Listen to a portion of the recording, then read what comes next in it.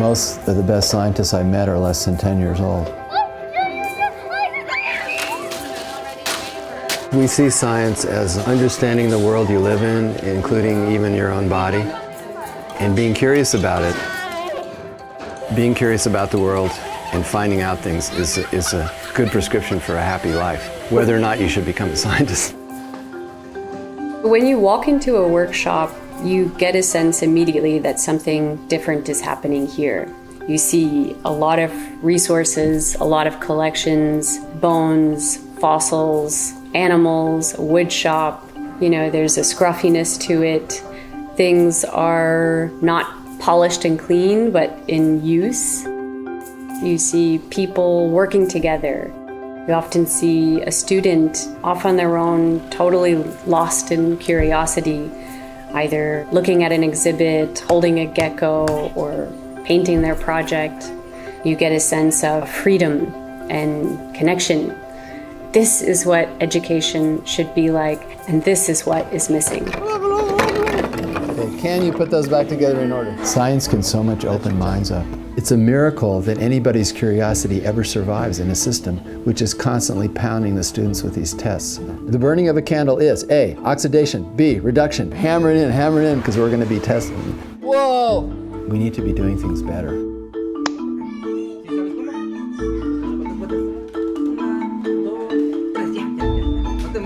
Most of the projects are not our ideas, they're kids' ideas. For example, a kid wanted to make a vacuum. A little closer, there you go. They don't feel like they're learning, they're just making, but they're learning a lot. I sometimes tell them, well, you guys just read about this probably in a certain grade. Well, here it is, you guys made it. And then they start to put things together. We have free drop-in programs after school and on the weekends where students and their families can come in for free. In San Francisco, we actually have a large program that is school day based, where entire classrooms come into the workshop and have a guided class with one of our instructors. After the class, kids can explore, interact with our exhibits, and hold our animals.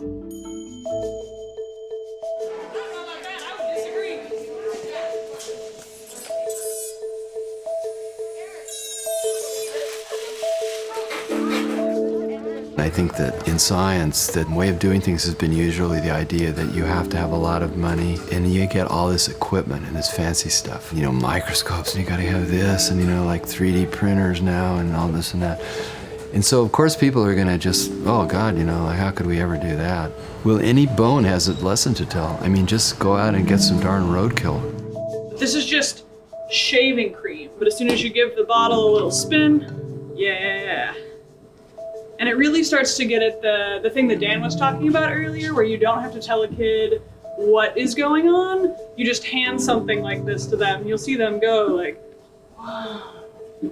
And then like go over to their friend and be like, shake it, look. And it just kind of the natural process of what if. The really beautiful thing about this is everybody can have one. You know, the Exploratorium is one of my favorite places in the world, but it's untouchable.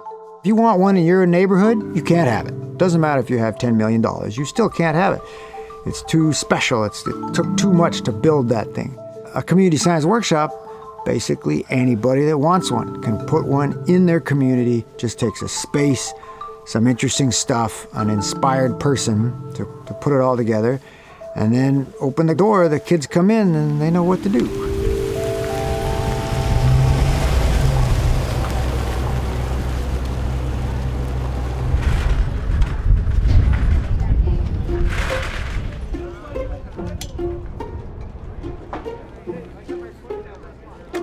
Every kid needs the opportunity to explore in an environment free and rich with tools, materials, and phenomena. And every successful scientist, engineer, artist, and technician has had the opportunity to do that kind of exploration. At the Science Workshop, we offer those opportunities to the students. It's a community resource. It's an educational resource where kids can augment the things they learn in class. It's a youth development resource where kids have a safe, constructive place to be after school. It's getting harder and harder to find this kind of a program in the schools today. Schools have many limitations, many pressures, and that's why we need these programs from the science workshops. Thank you.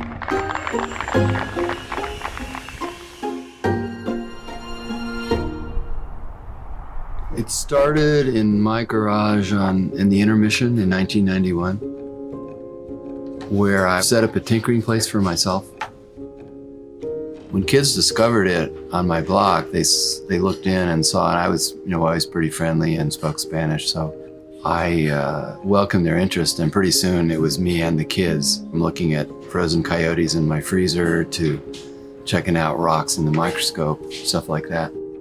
Enjoying doing that gave me the idea that it would be cool to have sort of a neighborhood science workshop where kids could drop in on and do these kind of things, as opposed to just turning my garage over to every kid in the neighborhood to hang out in. If you were to pitch this idea to a complete stranger, it sounds really difficult. But, Dan was able to kind of muscle through and open up his science workshop and then begin sharing, the secret with other people. And without him, the Watsonville Science Workshop would have never started, because where would this idea have come from?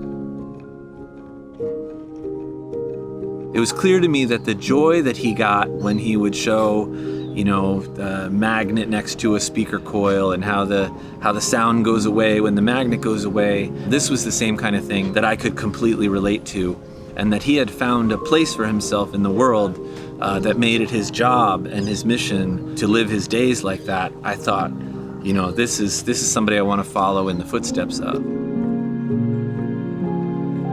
The first thing I saw in Dan, that he was really grounded to the ground. He was a down-to-earth person.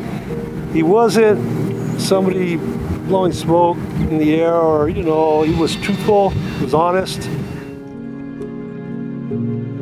He was always generously, giving people his time. That's what he prioritized, was genuine connection.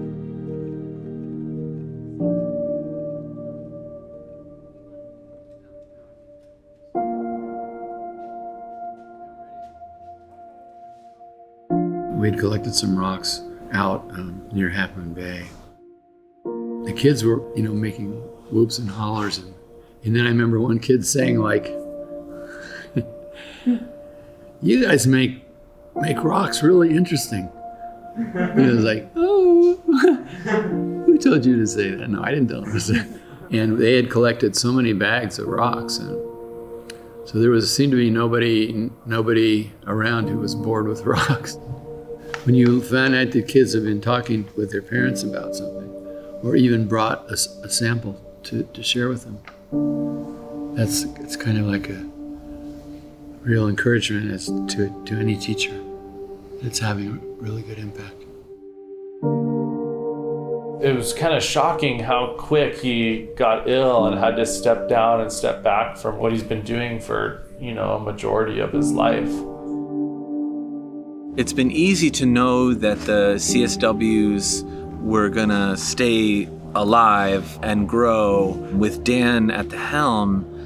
As we realized more and more that he needed to let go of his responsibilities, it called us to step up and start filling the roles, even more roles than Dan himself played.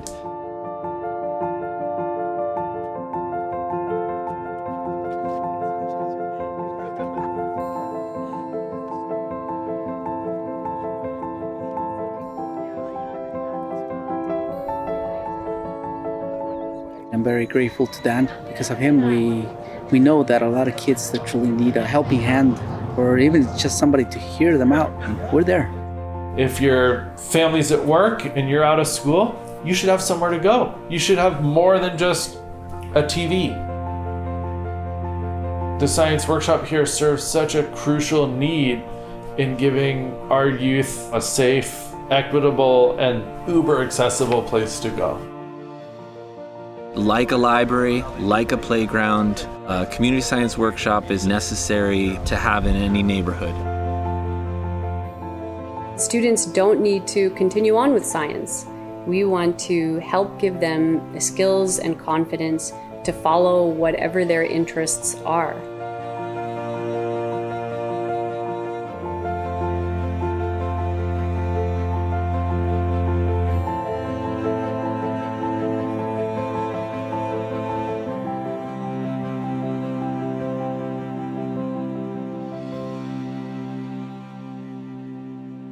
This country is very worried that it isn't going to produce enough scientists and engineers and so forth. Where does what we're talking about here fit into that? I'm more concerned about, I guess, our possible role in producing healthy, happy human beings so that ours is a better society. I think one result of that will be we'll have people excited about science, because one way they're becoming happy and healthy is getting more confident about understanding things.